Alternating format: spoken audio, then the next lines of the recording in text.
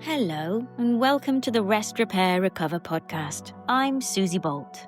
This is a space for anyone who's navigating chronic illness. We are here to share real stories, helpful insights, and honest conversations about what it really takes to help yourself heal a tiny bit every day. So whether you're in bed listening, you're on a gentle walk, or you're just needing some company as you go about your day, I'm so glad that you're here. So I am very excited to be bringing another recovery story interview to you all, the gang who are interested in this kind of thing. And it is a very special woman that I have not met. She's not been on my Fern program. I know that she's been coming to some of the Rest, Repair, Recover classes, but because she lives in British Columbia, we don't get to see her too often. And I know she does a lot of them on catch up, but I mainly see her featuring in our very wonderful Facebook group because she's been posting some pretty inspirational content. And I thought, I want to have a chat with this woman and find out what's going on for her. How come she's so inspirational? And let's see if we can hear a story from her direct. So, ladies and gentlemen of the crowd, here, let me introduce you now, Angela Lawrence in British Columbia. Woo-hoo. Oh, Susie, I'm blushing. I'm blushing. Good. You should be. Yeah. You're a very inspirational woman. But for those that may not have seen Angela's post, and I would highly recommend you go back into the Facebook group and just search for Angela. She's been posting some fantastic posts about getting out into nature, which obviously, if you live in British Columbia, is quite an easy thing to do. Mhm. And the thing that people always want to know is, what was your story? What happened for you? Tell us how ill you were. That's what everyone wants to know. We can see where you are now and what did you have to deal with? Because I know a lot of people will be like, Yeah. Yes. is there hope for me? And that's what Oh, these are about. And the answer will always be yes. the answer is always yes. But yeah, I Always. remember that. I remember watching every single recovery video that you did, as well as other YouTube channels, and they were so helpful, unbelievably helpful. And my story is an interesting one. I mean, we all have interesting stories, but it was a very long crash. So I got COVID for the first time in January 2022. So January of last year, and I never fully recovered. Everyone else in my family recovered, but the fatigue. There was a certain fatigue and it wasn't like the muscle fatigue so much. It was just I was tired all the time. Yeah. And it was really clear. My doctor even said it's probably the tail end of COVID. So, just keep going. She told me to rest, but I did not know what that meant. Like, I did not know how to rest in any way, shape, or form, No. Susie. That was the antithesis of me. So I just pushed through. I hiked, I worked out, I went on road trips, I worked, and I work in a, quite a stressful place. I'm a mental health clinician and I work with adolescents. So, um, and it just for 6 months, I did that with Right. lots of kind of confusion in between, like, why am I still tired?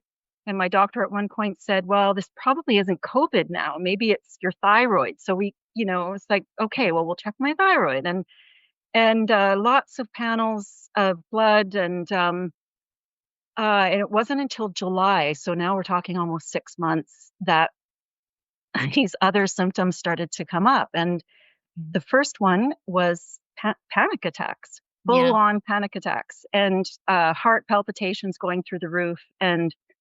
Um, and I didn't think that was part of long COVID, because we have long COVID discussions in the media. I would read about long COVID, but I just thought it was, maybe similar, like people just couldn't get rid of their cough or something like that. Like Right.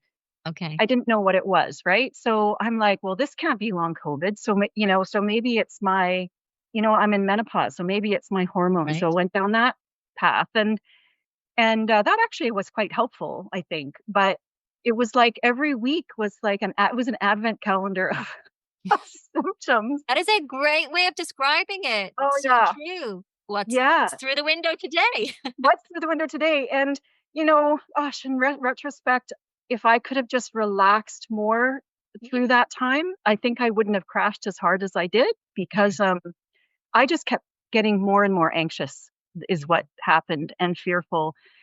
And um, and then sometime in August, I started the brain fog, which was this real depersonalization. So it really felt like I was in a dream. Mm. And and that was really terrifying because I was still getting those panic attacks. So I thought, well, maybe this is like maybe I'm burning out. Like maybe I'm just having um a bit of a mental health crisis. So Right.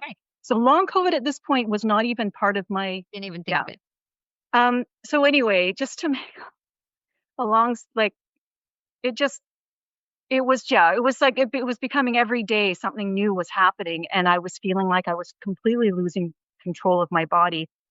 And then I after a hot yoga class, I thought, well, I just got to take myself to hot yoga. I just need to calm down. Oh This my is like gosh. I had like three Wow. weeks of full on anxiety, that full body anxiety. I'd never felt that. Yeah. I've been an anxious person all my life, but that was something, it was beyond It's a anything and whole other level, right? whole other level. And I was taking Ativan, which is like um, sort of to calm down, and that wasn't even working. And Yeah. um, so I went to this hot yoga class, My and the very next day, I woke up with it was just the most terrifying symptom thus far, which was I felt like this intense pressure inside my brain, but it was also very hot. So it felt like boiling brains. That's the only Yeah. way I Yeah. can describe it. Yeah. And it was like this tight band around my whole head. And I had started to lose my language. Like I couldn't get words out. Like yeah, it's still coming at this point. Sometimes Yeah. I have to really rehearse what I want to say, but that was um that was terrifying because I'm not thinking long COVID here. I'm No. thinking something is really So what's going on with terribly my brain? right. And I also couldn't stop crying. So I just felt like I was unraveling. So I went Yeah. anyway, I did 3 times at the emergency that week, Yeah. thinking that I was having in a huge psychiatric crisis. Right. And you know, fortunately, I had I had no gaslighting. Like I was Great. so lucky. Each time I went in, I I just asked, like, please just give me this test and this test and this test because I knew enough that if this was connected to long COVID or COVID, then I was going to have to rule these things out anyway. Yeah. Um, and they were just lovely. I mean, I got CAT scans and X-rays, and it was the third time that I went in where I thought if I don't see a psychiatrist, like I needed to see a psychiatrist because I thought I'm going to have to check myself in here because I can't even function. It's like the terror that was going on in my mind, I was starting to become quite paranoid as Yeah. well. Yeah. And um, I didn't know what was real and what was not real. Got it. So it was a real crisis. So it Yeah. wasn't just like, oh, I feel like a little dizzy. It was like, I don't like, am I a ghost? Have I died? Like that was the kind of experience I was having. And it was fortunately, so fortunately, I was able to see an emergency psychiatrist, and she sat with me for an hour and said, this is absolutely long COVID. And I was just like, are you kidding me? Like, I had no idea that that long COVID could produce those sorts of symptoms. Susie, I can't even describe the, like, it felt like I had just this old fashioned diving suit Yeah. on. Like, I was at arm's length to reality. Yeah. She was great. She was very clinical. There was nothing warm and fuzzy about her, but that's all I needed. And I was You needed. actually able Yeah. to really calm myself down because all my results came back normal, right? They do. Mm. And so she referred me to the long COVID clinic, which is about 4 hours from my community. So, everything was by Zoom, but I, I had that. I remember had that intake with the triage nurse was just, again, like this angel. This nurse was just so affirming, validating. And she said, "You're going to recover." She even said that. So there wasn't even Great. a nocebo. There wasn't even a nocebo effect. She said, "You're Mm. going to recover. It's just going to take time, and you're going to have to learn to rest." Yes. And so that was the start of it. But that wasn't the end of the symptoms because within about a week, the POTS came on, There we go. Yeah. right? So that put me in bed. So, and we had a The really body's very long, clever like that, isn't it? The body's it very is. clever. If you don't learn to rest, the body kind of takes that decision out of your hands and gives you Yeah. something that makes you lie in Well, bed. what was interesting, Susie, is I wasn't resting. So this triage nurse was very clear the information. I could even read it. I had to have my kids and my husband read it for me. But it was very clear I had to rest. I didn't. I mean, until the Because you POTS think came on, it's not gonna get worse than this. no, no, I can still walk. I can still Yeah, walk. My exactly. So head, that's okay. yeah, it's okay. But no, no.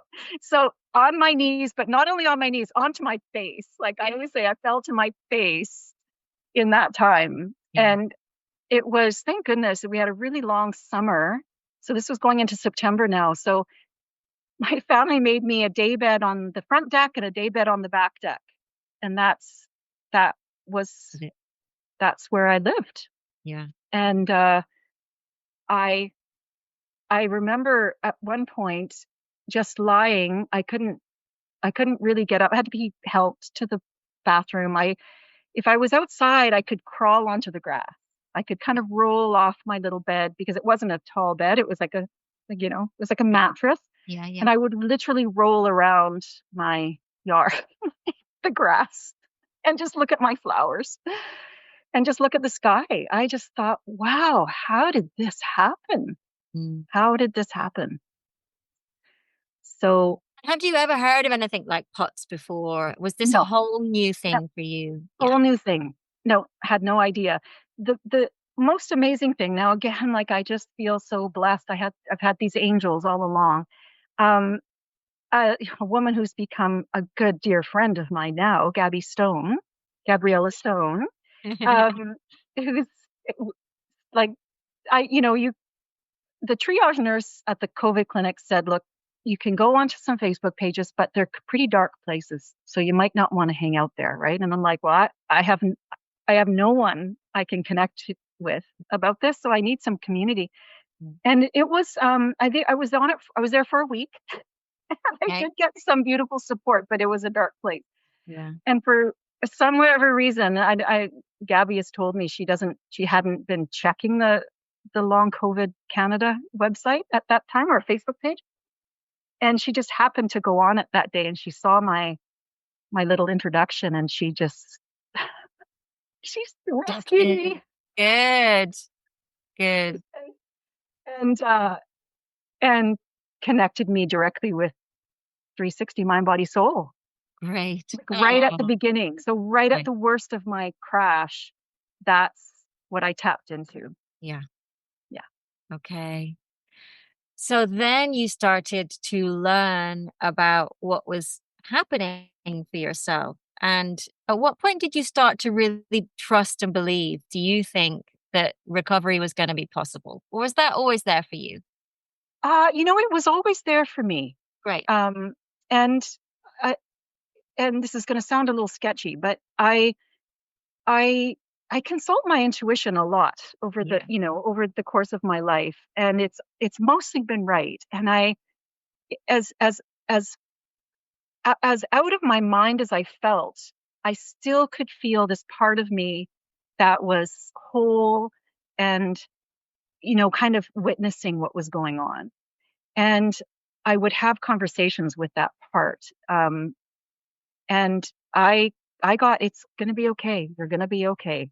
Right. You're going to be okay. That was always the message. And it was wonderful too. The first time I talked to Gabby on the phone, the first thing she said is, this is temporary. Right. This is temporary. And yeah, so I always do, but I'm going to be honest, Susie, there were lots of really desperate moments where I thought, how is this going to get better? Like Right. how this, like every day was the same. There was no, was very slow.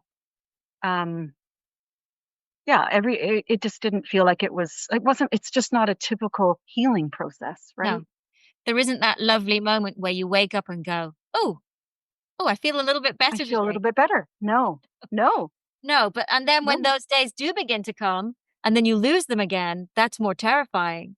So I think, did you Right. go through anything like that? Were you having these kind of, recovery bursts and then the body pulls you back again? Did any of that happen for you and how did you manage? Well, that did, but not for a while. I was really down for the count for with and that the neurological stuff, um that that was my primary challenge. But it definitely started. I had those moments when I started to be a bit more active, which was probably at the end of January. And I would have these days where everything seemed to really settle, Hmm. and I I would do a little bit more.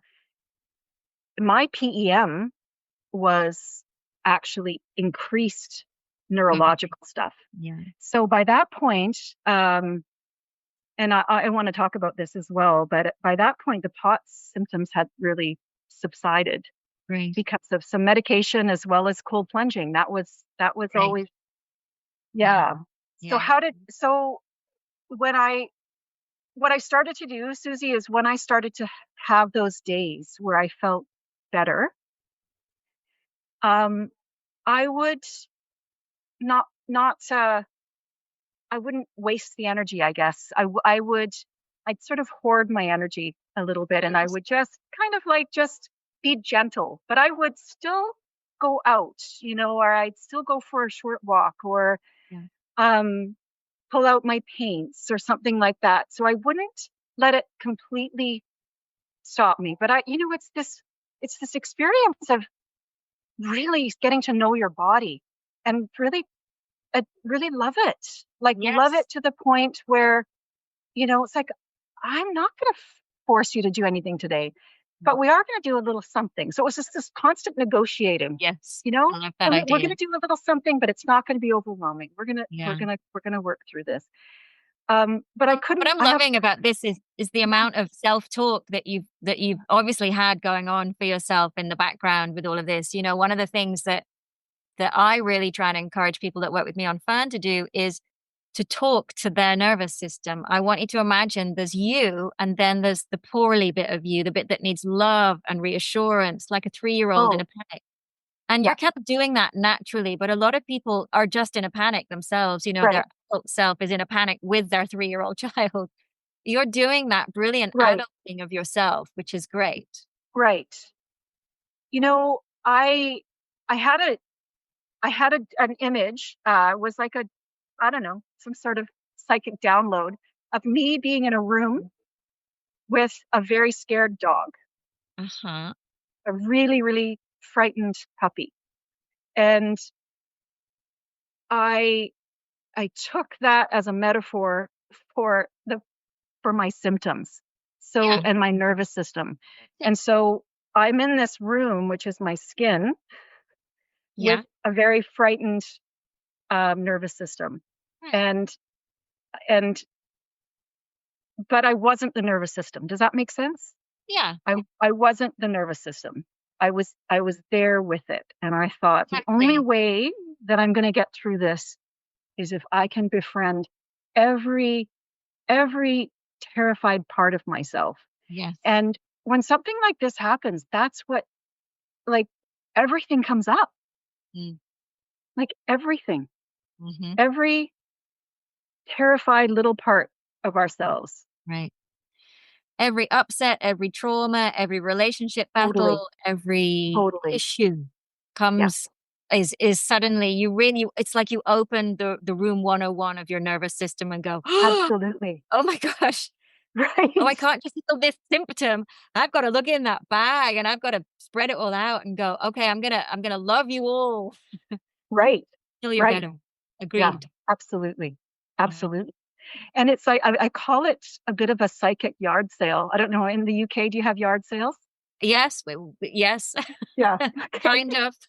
Kind of. Let's call it Okay. a car boot sale because that's Okay. probably There, more there of a you thing. go. There we go. Where all of my shit came Stuff. out. And I had to and I couldn't do this at the beginning. I just didn't have the capacity. But certainly I would say it's in this phase of recovery, it's all about healing the parts of myself that were just harmed and came into and have been harmed and I've never really paid much attention to them. Yeah. Yeah. Yeah. So um and it's there's so much self-compassion that has to come in. And I think thank goodness. Thank goodness for 360 Mind Body Soul. Thank goodness for you, I haven't Susie. paid her to Honestly, say that, by the way, I know guys. I know, but I do have to say it really did. It gave me community. Yes. I couldn't do all the classes online like live, but I could do some. But Yeah. even the ones I did on catch up, I recognized some of the people, and there was, you know, and certainly like I would even if I didn't have anything in my tank, I would still listen Yeah. to the RR classes because they were freaking hilarious. You and Ron, and not only the two of you, but I'm like, there are some serious comedians. That's so We sweet. do. We're like, do you know what? Sometimes I really worry, do we take this too far? But I know for me, the absolute kind of fundamental piece that people need to do is remember joy and laughter, Yeah, and actually, if you're yeah. feeling really sick and you're stuck in bed and you're lonely and you're just fed up, if we can make you laugh, Oh my then God. wow, there's a bit of fairy dust right there, which is good for Well, the soul. everything that you would say I would like I remember you saying, that joy is very healing. And so I'm a little bit of a science nerd, so I like to do things that have some science behind them. Yeah. Susie, just one second. I just need to close the window. Okay, that's fine. She's back in the room. I remember you saying, joy is very healing. So I'm like, joy is very healing. Joy is very healing. So I just went and looked it up. I kind of like I Yeah, yeah, found all of this great research on joy. So I'm like, well, that's it. Like this was like maybe sometime end of September or something. Joy every single day. What's going to be my and I mean I was having to miss holidays. I was with, little vacations, family gatherings and I just took my phone and this is one of your suggestions and I just started taking photos. And I yes. started taking photos just in my I would kind of dig around in the grass and see what I could find, and I would really kind of like Okay. put it on a zoom lens, and I was always quite just joyfully in awe of what I would be going through my photos, and I I could feel my nervous system just like calming Yeah, and more space being created. And then the other thing that I think you mentioned was humor. And so I started to listen to funny things every day. It would be like my dose of like whatever even if it was a cat, like stupid cat videos or yeah. They have a um place. They have a they place in have our a healing. clue. Uh Agree. golden buzzer moments of golden Oh, buzzer yes. audition. Love Yes. them. Oh yeah. Love them. Love that. With you.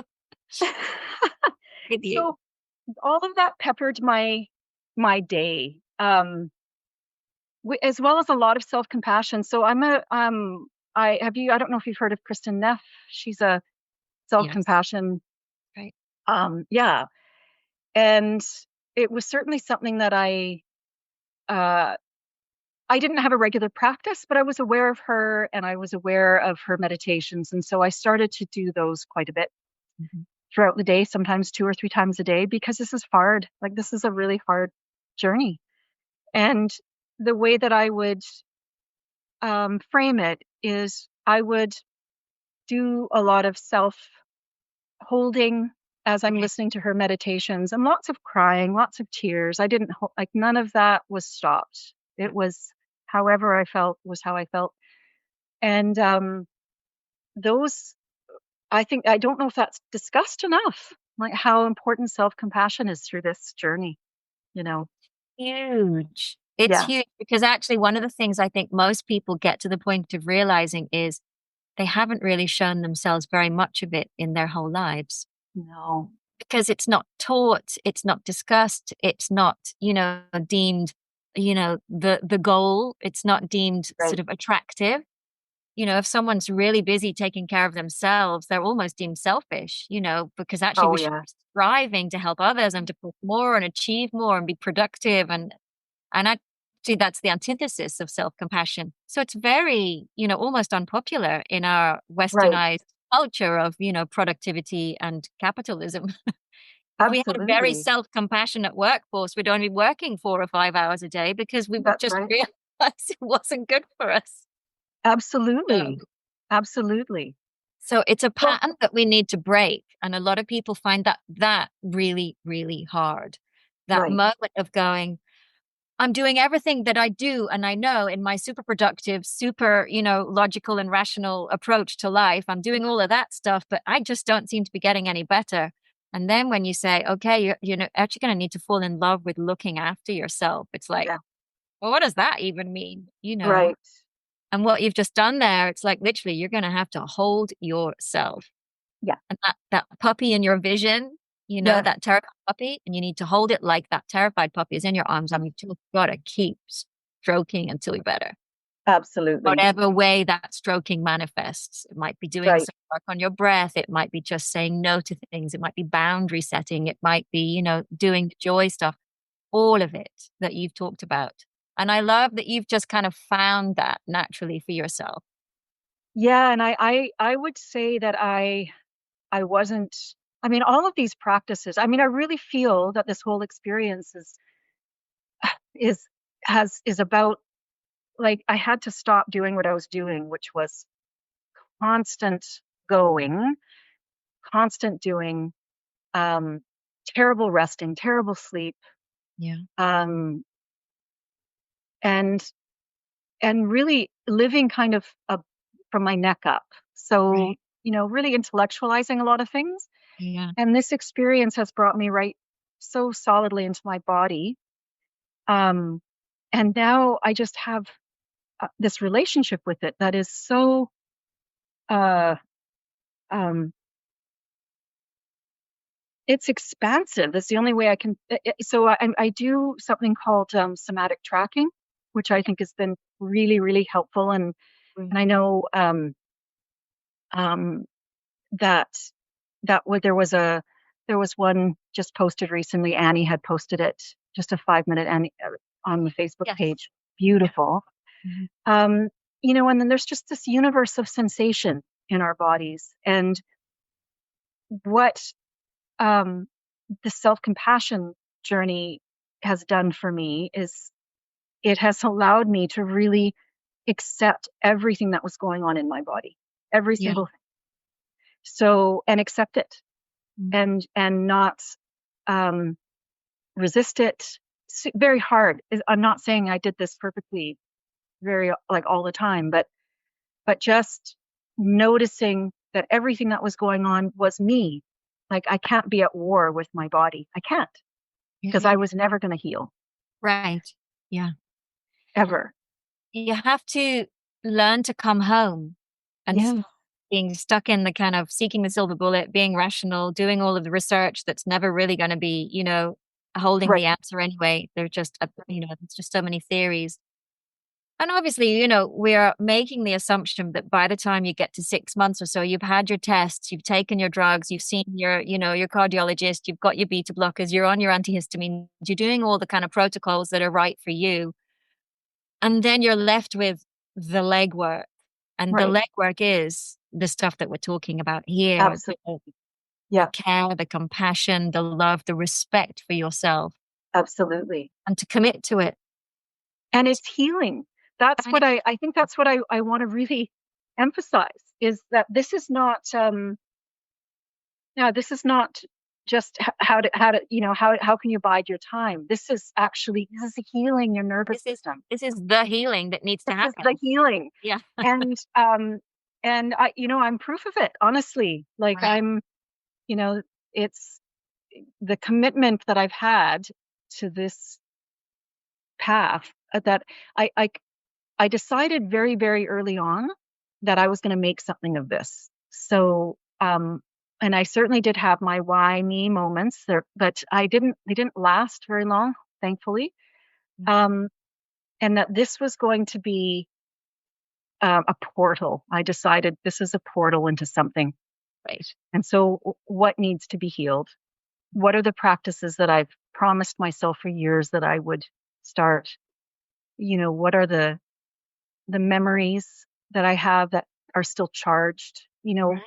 I just made notes of these things, and the Curable app is wonderful. Right. It's a great resource. As far as right, and Nicole Sachs' work has been really, Yeah. really amazing. Um, you know, Something that was really so. I just want to say that Boone Lim, Dr. Boone Lim, who I got to say I have a little bit of crush on. Oh, I'll tell him. Um, he um, I watched a recovery story with you and Boone, and I think a fella called Mark. I think it was Mark. Joe? And Is it what's Joe? that? Is Was it it Joe? Joe? I think Was it it may have been Joe? Joe. Joe, yes. Joe. Okay, it was Joe Joe. Litson. Yeah, Yeah, it's the one on the website. Yeah, yeah. that's right. That's right. And Dr. Lim was just something, and I thought I gotta look this guy up. And he actually has quite a few other videos on dysautonomia, which I by that This time I'm thing, like, right? well, this is what I have. This is what's Yeah. going on. And so I've watched some other videos that he had with other patients, and he had mentioned cold showers, coherent heart breathing, Joe Dispenza. Yes. I'm like, Careful oh my what you God, think. cardiologist of my dreams. Yeah, yeah, And great. so I started the cold showers, Great. and I actually couldn't really stand up in the shower. So I used a hose out in the back garden, and I just would lie there, Just hose myself down. for those that don't want to hose themselves in their backyards, you can get little stools to sit in the shower, guys, just so you know. I I did eventually do that, but I actually found that cold showers harder. Yeah, Um, they are harder than cold swimming. yeah, yeah. And Yeah. then my husband got me a chest freezer eventually in November, and that's where we filled it up with water, and that's Okay. what I did. It's every day, sometimes twice a day. And I really believe that was a huge piece of resolving the POTS like symptoms. Yes. Yeah. That was huge. But it took commitment because I did the breathing. It was a Wim Hof. It was a gentle Wim Hof breathing I was just that gonna I say would do. gentle Wim Hof, right? Not Gentle Wim Hof. yes, super important Super. thing. Yeah. Yeah. Yeah. Everything was gentle. And in fact, the first time that I actually tried to go into a cold plunge was just when I had crashed and a friend of mine had one. And she said, well, come over and have a plunge. It might help. And it was awful. It was terrible. So I Not really, whilst your body is in crisis, because it's oh, adding crisis to the it was, crisis. it was adding crisis to the crisis. Yeah. But the hose was a great start. That was a good start. I love Yeah, that. I just imagine you lying there with the cold hose on you like a plant in your garden and watering yourself. exactly. And the neighbors, at that point, I did not even care. Good girl. Not care. But yeah, we have some privacy, so it was okay. Fine. Um, yeah, yeah, The things that you go through though, right? These moments of laughter and fun for us, they're all born out of complete desperation to get yourself to a place where you're able to kind of get back up on your feet again. And I'm sure if someone had said to you 2 years prior, at some point you're just going to be lying in the garden because you can't get up, covering yourself in cold water from a hose pipe, you'd be like, what? No, no, But you not in get to any. that point where you go, I'm just going to try this because what have I got to What lose? have I got to lose? My dignity is gone. Completely, I have nothing completely. else. Yeah, absolutely, absolutely. And that cold plunging um has done a lot. I mean, one of the things that I know now is I can do really hard things. Yes. And I didn't know that before. So this level of grit that I now have, Nice. um, that that started with the cold plunging because I at first I'm like, I don't know if I can do this. I don't know if I can do this. And I would go in for 20 seconds and now I'm in for 4 minutes and I love it and I Right. crave it. Yeah, Yeah. great. Yeah. It It's does been become addictive, doesn't it? The does. body kind of goes, you need this. Right. Yeah. Right. I remember being kind of called to the sea when I was quite early on in my recovery, maybe kind of month Yeah. 5 or so. And, it was summer here, so it wasn't cold, cold at all, but the English Channel isn't known for its warmth. Right. And I can remember my body just saying to me, go get in the sea. And I just, I managed to get myself there and walked into the sea without a flinch. It was just like, get in. It was Right. really clear, just get in the water. And I walked in, and I think my daughter was with me, and she was like, is it not cold? And I was like, yeah, it's cold. And she Yeah. went, but you're not flinching. And I was like, my body is saying to me, it needs me to do this. And I'm just following the instruction. Right. It feels natural, like this is what's needed. It's Yes. so interesting when you get that kind of that drive to do something, but you can't even really explain why. Mm-hmm. I love Absolutely. that you've done that. I right. And you're still cold swimming now? Oh yeah. Yeah. Yeah, I'm great. in water whenever I possibly can. Um, yeah, and it's this whole experience has drawn me so much closer to nature. And I loved nature before, and we're big hikers. My husband's a mountaineer, and um, we live in British Columbia. I mean, that's the nature is a sort of a part of our identity. But Mm. I used it, I think, as some place to exercise. I think before, Right, yeah. right. The And so landscape for now, your fitness to take place in. that's totally, I totally. got it. And And now I go slow. I mean, I'm hiking. I'm hiking every day. Um I'm up to 10 kilometers of hiking. Not every day, but it's, and You I've can do built the up distance. slowly, but it it's there and I'm doing everything. I'm doing everything I want to be doing and I'm still evolving. It's still unfolding. I Is that your little lovely, lovely. One thing, Susie, I think I want to mention is this idea too that this is kind of an illness that the whole family experiences. So They do. that was, yeah. So I have two teenage kids um, who were very used to me helicopter parenting and doing really pulling way more than my weight than was I shouldn't have actually been doing everything that I was doing, but that was just part of my Yeah, over caregiving, over functioning. And then also, so when I crashed, it was like the ship kind of sunk a yeah. bit, and everyone got really stressed out. And it was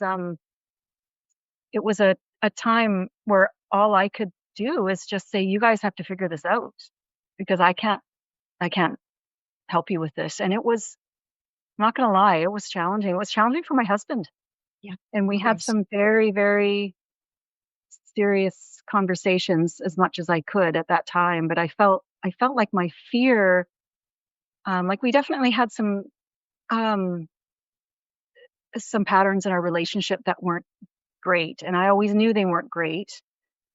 But I had a big fear of really truly addressing them properly. And when you're feeling that ill, you just have no fear anymore. You've nothing to lose because you Nothing know to that lose. you're so close to the edge anyway. It's like Right. for me, it felt like if I don't start throwing the junk out of the Yeah. ship going to go under. So I might as well throw some of the junk out. And I've been hiding a lot of this, you know, Right. or we've been talking about the fact that it's there and we should really take it out because it's really heavy. But, you know, you just get to the point where you go, I'm just going to take it out and deal with it. And, you know, I'm going to kind of throw them out like hand grenades and see what goes off, see what lands. And sorry, I'm at the most ill I've ever been in my life, but I'm chucking the big one. And now this That's one's coming. Sorry. yeah, Don't do it. I feel like I'm gonna go under and never come back. And, you yeah, know, that's great intuition right there. right. So would you say, you know, and it's kind of easy to say on this side rather than when you're Yeah, in it and you're kind of crawling around on your hands and the knees trying to hose yourself yeah, on a but would you say that there were things now that you have got from this journey that you wouldn't have got unless you'd gone there? absolutely. Absolutely. And, you know, I think if someone had said, well, and people did say initially, you know, there's going to be a silver lining here, I would have punched them in the throat. Of Like course. it was so bad. I just It's thought all there, about the timing with that saying, I think, isn't it? The timing.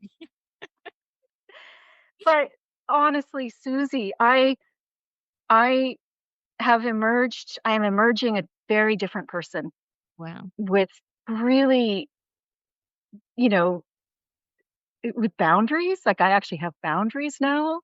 Um, I am learning to say no, and you know, people don't care if you say no. That's what that I was shocked. I'm like, You don't hate me? No? um, Good. I, I think it'll change my career because I've now been exposed to the whole mind body world Mm. with the most wise people, honestly, um, like the wisdom in every single one of your classes. Like it, uh, you know, at 360 Mind, Body, Soul, the wisdom is just not something I have even in every therapy conference and training that I've done.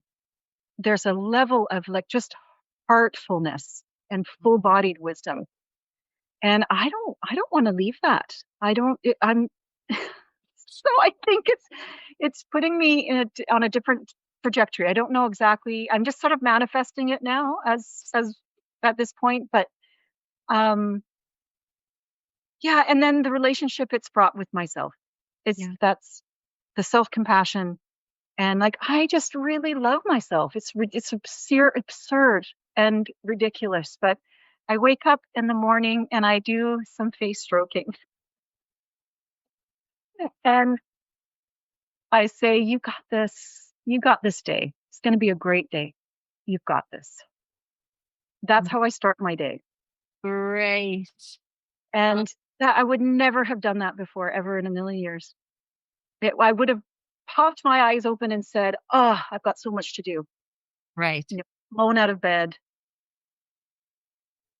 Not anymore. Productivity, productivity, Right? productivity. Yeah. Yeah. Right. Yeah. Whereas Yeah. now, the first and most important thing you do is say, "Hi, how I are you, my little friend? Nice to see you." going on in this body. And you know, I still and you know, I'm right now I'm working mostly with the brain fog, and that's okay. Um I joke about it all the time. So it it just has become a joke. I just laugh. I'll walk into a room and think, "Oh, okay. Well, oh, I've got some steps in." I like this room. The room looks good. Oh, yeah. Yeah. I Yeah, mean, to be honest, that's me as well, right? And I right, just put that down to my hormonal changes now. right, right. I'm putting things in the dishwasher that I'm like, I just put cleaning products in the dishwasher and like a tub of pasta. I don't know if that should be in there now. I'm just gonna take it all back out. No one's sore. It's okay. Oh, oh, people, my kids see it all the time. But yeah, but you know, they've got to see. In the end, it's been wonderful for them. They're way more independent, and they've got to see. Right. You know, shit happens in life.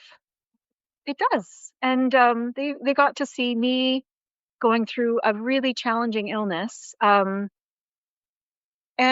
with some grace. I knew they were watching all the time. I knew they were watching all the time, and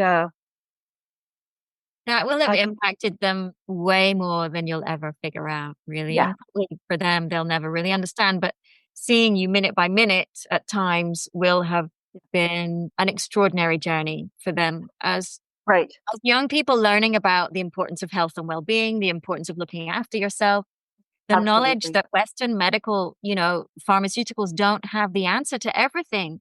And just because they don't have the answer doesn't mean there isn't something wrong. It's just that some things are not just solvable with a tablet or with an injection, No, whatever. no. And actually, when it comes to the nervous system and trauma and the brain body connection, the brain is the body is the brain, it's the Yeah. same thing. There isn't like a line here. No, no. We have to begin to understand how we work on a much more complex level. And, pharmaceuticals have been evolved to help kind of squish symptoms. They never address the why. Indeed. And I Right. think this has been a massive wake up call for a lot of people on why have I got here? Like, how did I get here? Yeah. What's been my journey? Not for everyone, absolutely, but for many people, they can Yeah. look and reflect at their life and go, I'm beginning to get an idea why I'm here. And actually, those that are brave enough roll their sleeves up and go, and I'm going to do some good gardening work on myself Yeah. to make sure that as I come out of this, I'm going to make sure I don't repeat what got me here in the Absolutely. first place. Absolutely. Mhm. Yeah. Yeah. And I think there was a time in my life where um I, I would have, okay, well, I'm just going to be honest here. I was the person that would go to a yoga class and leave when Shavasana happened. Oh, I know those students. Yep, got it. Oh no, can't, Yeah, this yeah, isn't doing done. anything. I'm done. No, I'm done the hard work. The hard work. No, Yeah, got it. I would leave fitness classes when the stretching would happen, Right. right? I don't have time So for this. don't have time for this. Honestly, I did that day in and day out. Amazing. And I laugh, laugh, laugh now because I love Shavasana and I love Right. Yoga Nidra and I love the sensual pleasure of just resting now. Mm, It's it's so deep in my bones now that and I don't think a 2-week illness would have done that. no way. I Doesn't needed to be confront down you at for all. over a year. Right. You can kind of just cruise through a 2-week illness watching movies and, blowing your nose and, ordering takeaway. You could Right? probably, come out the other side completely unscathed. But this challenges every single aspect of your existence. Every single one. Yeah, Every single agreed. one. And I'm excited about who I am becoming. I'm excited about who you're evolving into. This Right? sounds amazing. Yeah, we need you to keep us posted. Yeah, exactly. I will keep you posted. Well, But it you know, sounds like you're still coming to all of the nice rest classes as well, though. So, there's maybe yeah, if you've fallen in love with yoga nidra, maybe it's time for you to train. I think that's true. And also I've fallen in love Right. with breathing, Yeah. with breath work. I've Yeah. I'm going deep. I'm going deep into breath work. Yeah. Great. And and again, that's the classes. That's just the power of that of your community, the community that you've created is that it's a one-stop shop. It really is a one-stop shop.